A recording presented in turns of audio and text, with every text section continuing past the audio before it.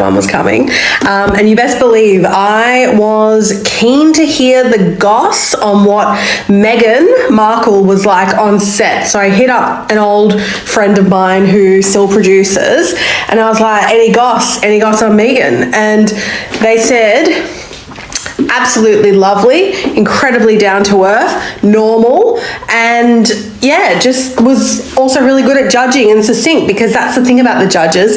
As a post-producer, you do have to cut them down a lot. They might talk for 15 minutes, you have to get it down to 2 minutes. The waffle is waffling, you know, they waffle like you would not believe. So yeah, anyway, just thought I'd throw that out there. She was lovely, her entourage was lovely. I'll put the little message in the TikTok, and yeah, apparently she was awesome. Haters gonna hate. I do want to know how much they got her for. I feel like she actually would have been a bargain. Controversial, but I feel like she wouldn't have been that expensive. I feel like she would have felt like she wanted to do it, and also it would have been a good publicity thing. So yeah, I don't reckon it would have been that expensive for Channel 10 or Endemol Shine. They also just don't have any money anymore, so. There you have it, squatties. And just when you thought the whispers had settled, just when you assumed the narrative had already been written and sealed with a neat little royal ribbon, along comes a revelation that flips the entire tone on its head. A former MasterChef post-producer said it, plain, direct, and without the usual embellishment. You didn't think that one was coming. And honestly, neither did most people. Because in a world that thrives on spectacle, on outrage, on the constant churn of criticism and commentary, a simple, glowing truth can feel almost shocking. And you best believe the curiosity was real, the kind that bubbles under the surface, the kind that refuses to stay quiet. What is she really like when the cameras aren't carefully positioned, when the edits aren't shaping the narrative, when the lights dim and the real work begins? So the question was asked, casually, almost playfully, but with intention. Any goss? Any goss on Meghan? Now, this wasn't shouted into the void. No, this was directed at someone who knows the rhythm of production life, someone who understands what happens behind the glossy finish. An old friend, still deep in the trenches of television, still navigating the organized chaos of filming schedules, editing suites, and creative pressure. And the answer that came back? It didn't drip with scandal. It didn't sparkle with controversy. Instead, it landed with a kind of quiet confidence. Absolutely lovely. Not fine. Not okay. Not a carefully worded diplomatic response designed to avoid offense. No. Absolutely lovely. Incredibly down to earth. Normal. And in an industry where normal is practically a mythical creature, that word carries weight. Because let's be honest, sets can be intense, egos can be enormous, personalities can clash in ways that never make it to air. And yet, here was someone describing an experience that felt refreshingly human. And yeah, Jess was also really good at judging. Now that's where it gets interesting. Because judging on a show... The waffle is waffling, and it waffles in ways that would leave you stunned. Tangents, repetitions, poetic descriptions that stretch on and on. It's all part of the process. But not everyone navigates that space with precision. Not everyone can deliver clarity without needing heavy trimming. So when someone steps into that environment and manages to be concise, when they deliver insights that don't require endless slicing in the editing room, that stands out. That makes an impression. So yeah, anyway, just thought I'd throw that out there. She was lovely. Her entourage was lovely, and even that detail, small as it may seem, matters more than people realize. Because entourages can shape the entire atmosphere of a set. They can create tension, introduce demands, complicate schedules, or they can blend in seamlessly, supporting without overshadowing. And in this case, only 2 people. Just 2. Not a swarm, not a spectacle, just a quiet presence. Described as great, too. That alone paints a picture. A controlled environment. A sense of ease rather than disruption. I'll put the little message in the TikTok. And yeah, apparently she was awesome. And there it is again, another word that doesn't scream for attention, but lands with sincerity. Awesome. Not in a performative way, not in a rehearsed, media-trained tone. Just awesome. Hate is gonna hate. And that line, simple as it is, carries an entire universe of context. Because let's not pretend otherwise. Public figures, especially those with royal ties, exist under a microscope that rarely switches off. Every gesture is analyzed. Every word is dissected. Narratives are built, dismantled, rebuilt again. And yet, behind all of that noise, there were moments like this. Quiet confirmations from people who have nothing to gain from exaggeration.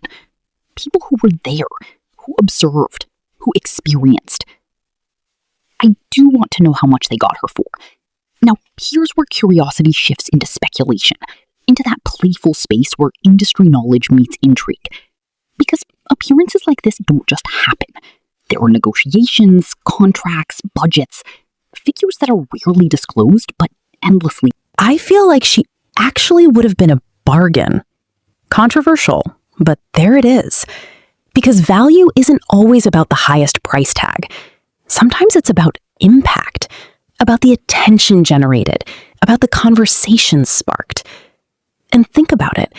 Someone stepping into that environment, bringing with them global recognition, media interest, a built-in audience that stretches far beyond the usual viewership. That kind of presence has weight. But I feel like she wouldn't have been that expensive. Not in the way people might assume, because there's another layer here. Intention. The sense that she wanted to do it. That it wasn't just another appearance on a long list, but something that aligned with her interests, her public image, her narrative. And also, it would have been a good publicity thing. Let's not dance around it. Visibility matters. Strategic choices matter. And when those choices intersect with genuine enthusiasm, the result can feel different. So yeah, I don't reckon it would have been that expensive for Channel 10 or Endemol Shine. And that's another fascinating angle. Because production companies operate within limits. Budgets aren't infinite. Decisions have to balance cost with potential return. They also just don't have any money anymore, so a slightly cheeky observation, but one that hints at broader industry realities. Television isn't what it once was. Budgets are tighter, expectations are higher, and every investment is scrutinized. My dear listener, take a moment with that. Let it settle. Because what's unfolding here isn't just a piece of gossip. It's a glimpse behind the curtain, a perspective that contrasts sharply with the louder, more sensational narratives that tend to dominate. The former MasterChef post-producer got the tea from a current producer on what Meghan, Duchess of Sussex, was like on set. And that chain of communication matters. It's not secondhand hearsay plucked from thin air. It's rooted in real experience, filtered through people who understand the mechanics of the industry. And we can all agree that, as always, everyone loves Meghan because she is so nice, good-hearted, kind, loving, welcoming, a hugger, etc. But let's not rush past that too quickly, because those qualities, nice, good-hearted, kind, are often dismissed as cliches. Words that get thrown around so frequently, they risk losing meaning. Yet when they come from individuals who have witnessed behavior in high-pressure environments, they regain their weight. Kindness on a relaxed day is easy. Kindness when schedules are tight, when expectations are high, when scrutiny is constant, that's something else entirely. And loving, welcoming, a hugger, those are not traits that can be easily fabricated over long periods. They show up in small interactions, in the way someone greets crew members, in how they respond to stress, in whether they remember names, acknowledge effort, create a sense of ease. Imagine the set, the quiet hum of equipment, the flurry of movement as cameras are adjusted, lights repositioned, audio checked. People moving with purpose, each carrying their own responsibilities. It's not glamorous in the way audiences might think. It's work, demanding, detailed, relentless. And into that environment steps someone who could, quite easily, command distance. Someone who could allow status to create barriers. But instead, the description that comes back is normal. Normal in the best possible sense. Approachable, grounded, present. And that's where the real intrigue lies. Because the public narrative often thrives on extremes, either idolization or criticism, praise or disdain. But reality, more often than not, exists in the space between, in these quieter, more nuanced accounts. So what does it mean when someone described in such polarized ways is experienced as simply lovely? Normal, in the best possible sense. Approachable, grounded, present. And that's where the real intrigue lies.